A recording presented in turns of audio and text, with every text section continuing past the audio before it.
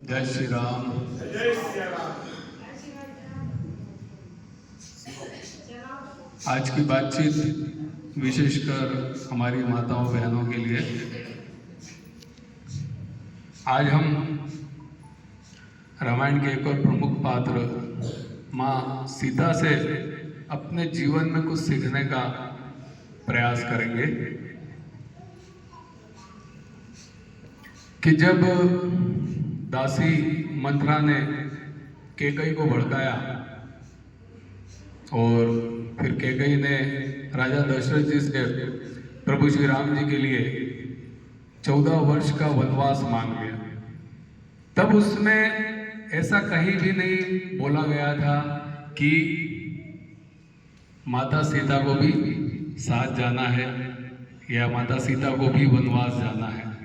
लेकिन जब ये बात माता सीता को पता लगी तो उन्होंने कहा मैं भी मेरे पति प्रभु श्री राम जी के साथ वनवास जाना चाहती हूँ। माँ सीता से हमें बहुत बड़ी सीख मिलती है कि पति से बढ़कर कुछ भी नहीं। भारतीय नारी जो कि पति को अपना परमेश्वर मानती है और उसी पर अपना सब कुछ न्योछावर कर देती है, सीता माता से बड़ा उदाहरण इस पूरे संसार में नहीं मिलेगा।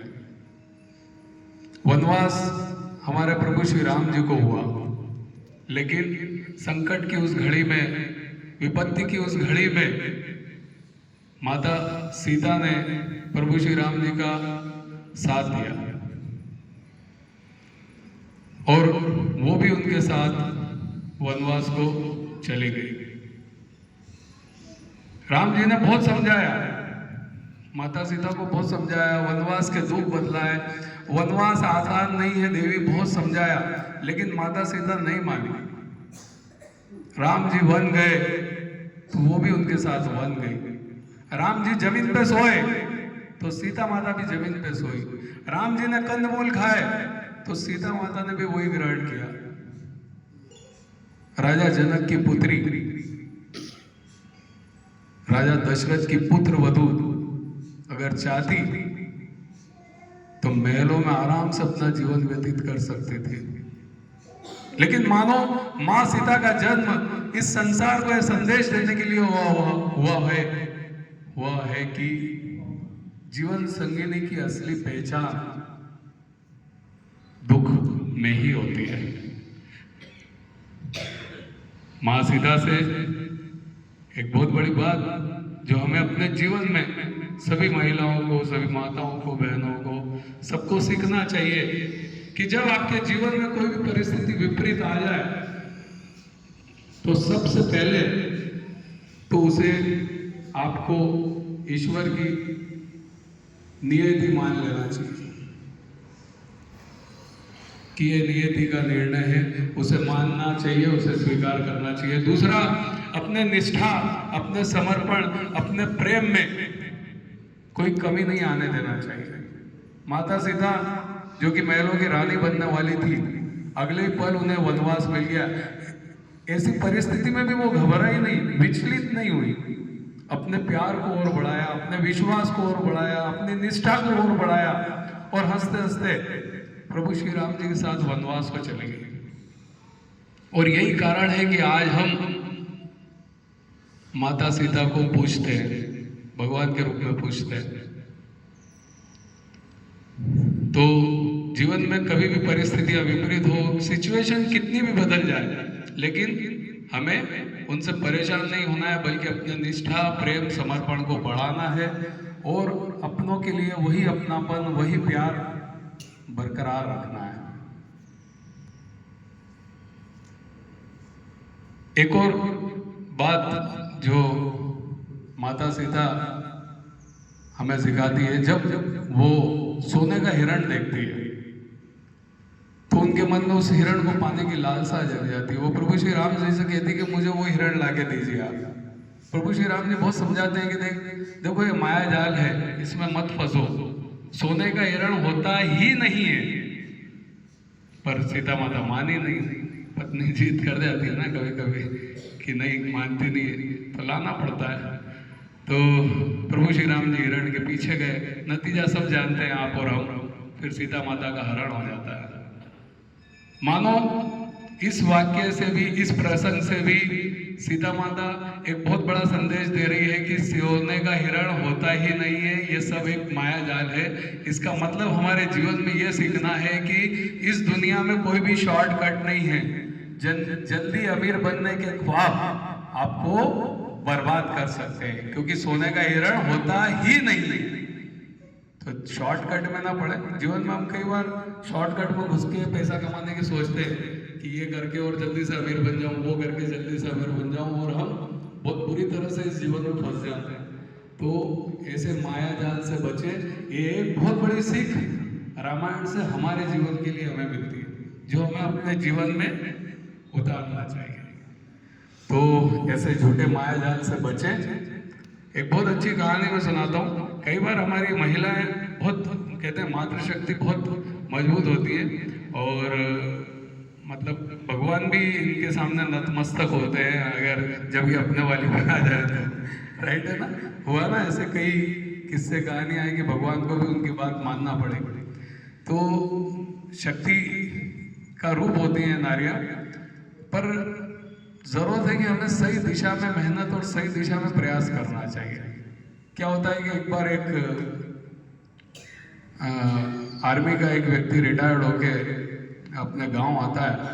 अब चूंकि उसकी बहुत गंदी आदत लग जाती है कि वो बहुत ज़्यादा अल्कोहल लेने लगता है, बहुत ज़्यादा शराब का सेवन करने लगता है। उसकी पत्नी बड़ी इस बात से दुखी होती है, क्योंकि दिन भर रोज लड़ाई झगड़े होना शराब पीने के बाद और ये सब कुछ होना, वो बहुत दुखी रहने लग गई। बोले यार मैं क्या करूँ, इनको कैसे सुधारूँ, इनको कैसे सुधारूँ। बहुत प्रयत्न करती है। फिर वो एक बाबा के पास जाती है। बोले यार क्या करें, तो एक बाबा के पास जाती है। बाबा बोलते हैं एक काम कर, मैं तेरे पति को ठीक कर दूंगा, लेकिन तुझे एक काम करना होगा। बोले क्या करना होगा? बोले कुछ नहीं, वो पहाड़ी पर एक शेर रहता है, उस शेर की मूंछ का एक बाल लेके आना होगा। उस बाल से मैं तेरे पति को बिल्कुल ठीक कर दूंगा, वो फिर कभी भी शराब का सेवन नहीं करेगा और एक अच्छा इंसान बन जाएगा। अब मरता क्या ना करता है। बोले यार इतनी दुखी हूँ। बोले शेर, लेकिन कैसे संभव है? बोले फिर भी चलो कोशिश करती हूँ। ठीक है साहब, वो पहले तो अपने अंदर हिम्मत जुटाती है यार कि किस तरह मैं शेर के सामने, शेर मुझे खा नहीं जाए, ये वो सब बहुत सारी बातें उसके दिमाग में आती है। फिर भी वो हिम्मत करके कि यार अब जो भी है इस नर्क की बजाय तो ये ठीक है, और वो एक मांस का टुकड़ा अपने साथ लेती है और उस पहाड़ी की ओर निकल जाती है। पहाड़ी पर जाती है, एक गुफा देखती है, उसको लगता है कि शायद शेर यहीं होगा। धीरे से उस गुफा में प्रवेश करती है तो देखती है कि शेर बैठा हुआ है। शेर भी उसको देख लेता है, दोनों की नजरें मिल जाती है। अब इसको तो मन डर कि यार शेर मुझे खा ना जाए, और शेर अलग सोच रहा है कि ये कौन शेर नहीं आई कि डर नहीं रही है। दोनों एक दूसरे को देख रहे हैं, बैठे हैं दोनों। वो इतनी दूर शेर ये यहाँ बैठी है। धीरे धीरे ये एक कदम, हल्का हल्का कदम बढ़ते बढ़ते उसकी तरफ बढ़ती है आगे। मांस का टुकड़ा उसके हाथ में।